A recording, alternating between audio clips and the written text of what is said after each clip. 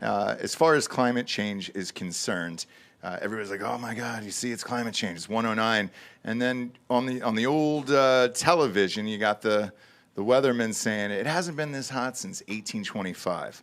Well, clearly it was that hot 200 years ago, but 200 years ago, nobody was screaming about, climate change. Oh, it must be the climate change in 1825. So how big of a deal is it? Well, in a sense, they were screaming, not about we caused it, although people did believe that back then too, that kind of thing.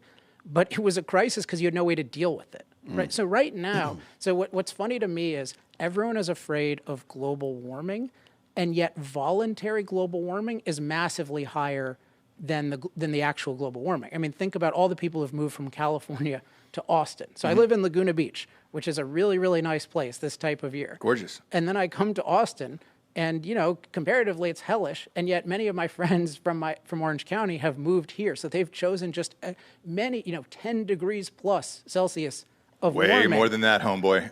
Celsius. Celsius. Okay. So, because usually the numbers, they're international, so they're Celsius. Okay, so they're choosing so much warmer. And why are they choosing it? Because it's an overall better experience, and because the ability to master climate is so significant. You can have these cooled buildings, you can have transportation. It's an amazing world we live in, and yet we're afraid of a changing climate. And I don't think it's just renewable energy industry, though they do promote a lot of bad thinking. I think it's really, we have this deep premise that our educational system has promoted that it's wrong for us to impact the world. That's why this idea of green is so big.